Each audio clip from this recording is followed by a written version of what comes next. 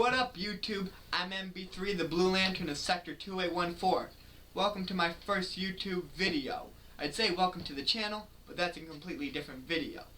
Now, if you're wondering what this is, it's a story of my testimony. If you're wondering what a testimony is, it's what happens when you're called to the front of a courtroom to tell them why you're a witness to the crime. Okay. What I really mean is how I became Christian. Now, my testimony is this. To you, it may look like an ink blob on my body, but for me, it's the story of how I became Christian. So strap in, kids, because you're in for one heck of a ride of how my life goes. Alright, strap in. I was born April 12th, 1996. But my story doesn't fully begin until June 12th, 1996. And that's because I had a stroke. See, I was the firstborn out of the 3 people in my family. My parents had miscarriages up until they had me. That year, 1996, June 12th was Father's Day. And I'm not sure if Father's Day ever changes the date, because I know things like Easter and Father's Day do that. But I'm not sure. However, that's not the point. That Father's Day, I had a stroke. Now, it was my father's first Father's Day. So, when hearing this, I view it like, what kind of loving God would give his son that he supposedly loves a stroke? Especially when another son he had, which is my father, has tried to have a son this whole time, and he finally gets him. So that was a mentality of my mind my entire life until I became Christian. Now, I grew up after being saved by the doctor and being told by my cousin that I wasn't going to be healthy until I was saved after the doctor's appointment. Now I'm in elementary school and I'm being bullied.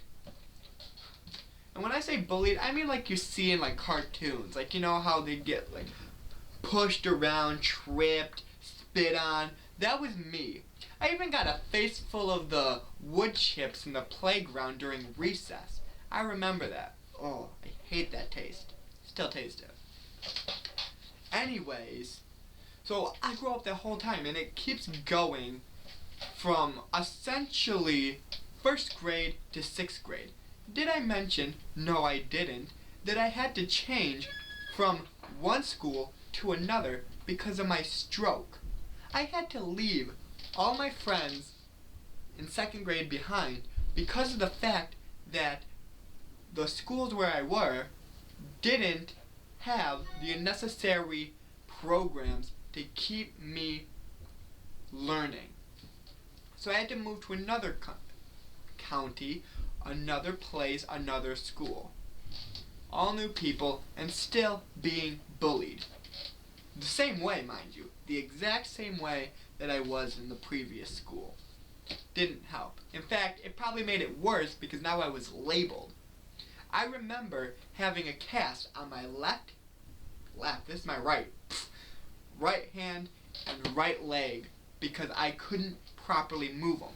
Because of my stroke, I had no feeling on the entire right side of my body and very little motor skill. So that means no fine motor skill. In fact, all I can do with this hand is this. So I grew up my whole life like that. Anyways, this was my life. Middle school, the abuse was more verbal than physical because there were a lot more security. But high school, all that went out, straight out the window. Back to the physical. I was tripped. Again, almost pushed out a window. In fact, in 10th grade, during science class, one kid didn't believe that I didn't have feeling on the right side of my body. Now, here's another reason they were making fun of me. Because not only did I have a stroke and was handicapped, but now I was also a white rapper in the countryest place that I could possibly be in. So, they were mocking me for a whole bunch of reasons. Now, that was my life. Now, in 9th grade, my friend, who started showing me more into the drug world, wanted me to go to church with him. And I did, but I stopped going because of a girl. And the reason why that's important is because now that we're done with 10th grade, my friend was now trying to get me to go to something called a live summer camp, which was a summer camp put on by the same church that he tried to get me to go to in 9th grade. So, I would tell him, no, absolutely not. And this went on for half of the summer. The other half was I was being called constantly by the staff of the church. And this went on for half a month until I was like,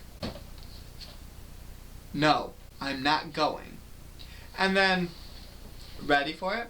My friend gets me to go by offering more weed.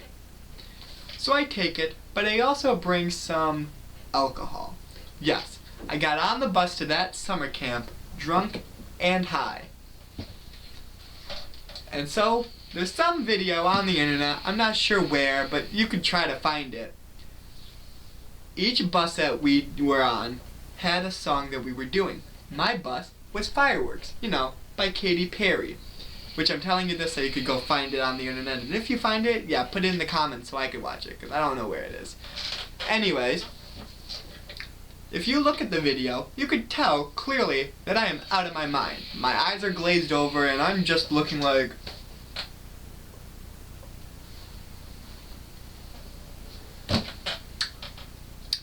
And that was right there. Now we're at a live summer camp, and it's night, because we just arrived. And I start getting depressed. Now what I really got depressed about was my dog dying. And here's the weird thing, that dog died when I was 6, and I was now 16. Okay, so why I was depressed about it? Not a clue. Anyways,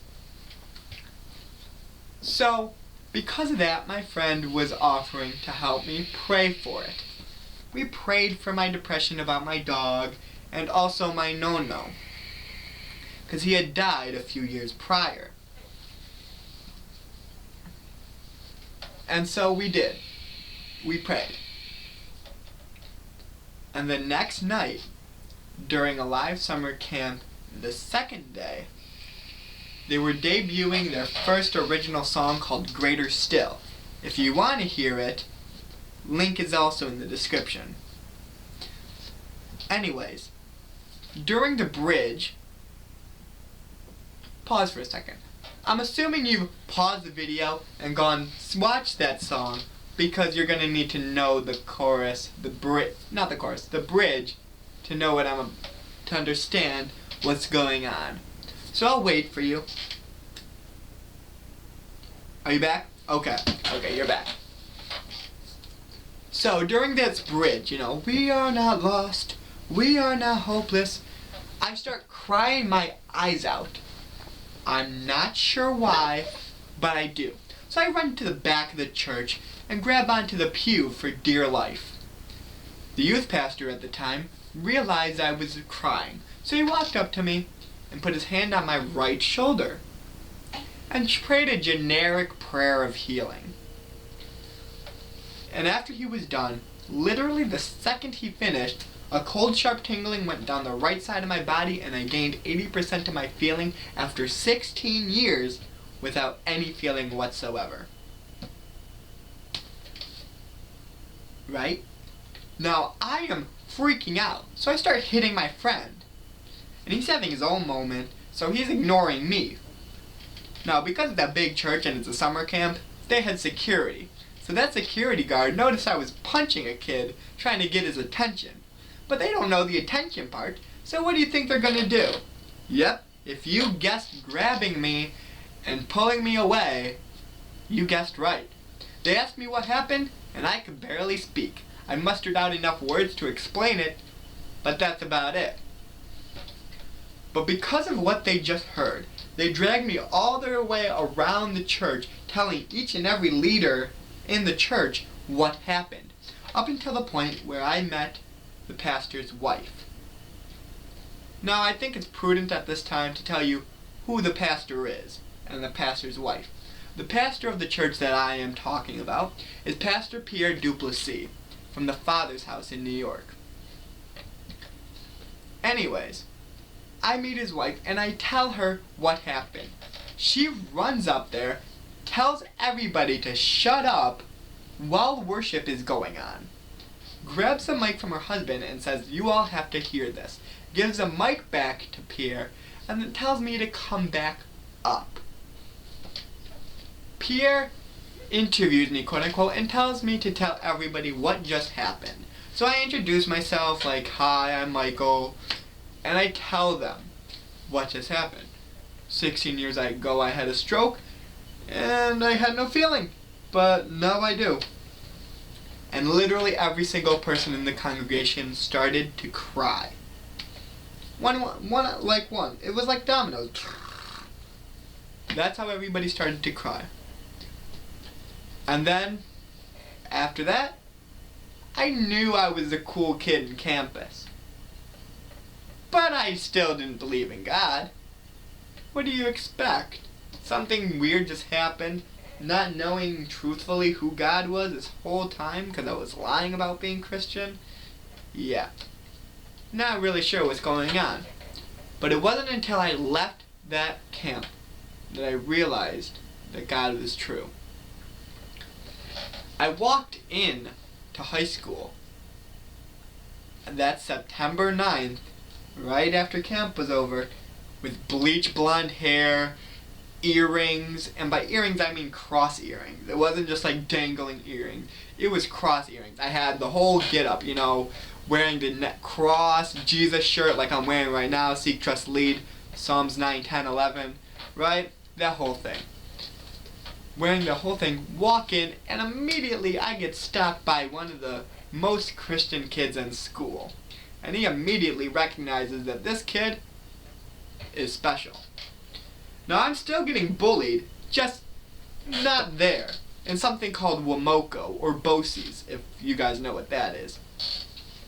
Anyways, he comes up to me and tells me to help him create something called the Cadet Cross. And then, because of that, it becomes the largest club in the entire district. We literally shut the mouth of lions because people were trying to get us shut down, because if all of you didn't know, church and state, separate. God isn't allowed in schools.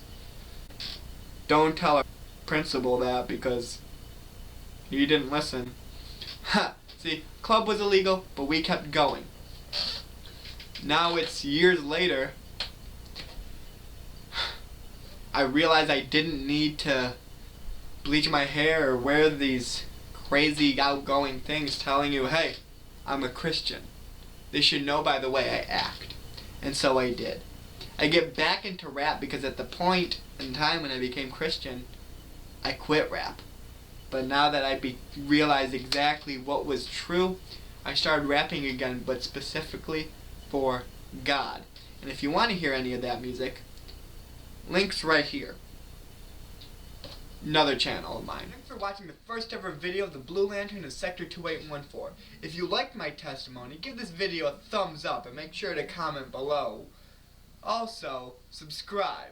Don't forget, you want to be updated on what comes next. I'll be doing comic book reviews, comic book origins, just talking about comic books, and explaining how each comic book, whichever one I talk about, connects to the Word of God, as well as just giving general messages from the Bible itself. Thanks for watching the video.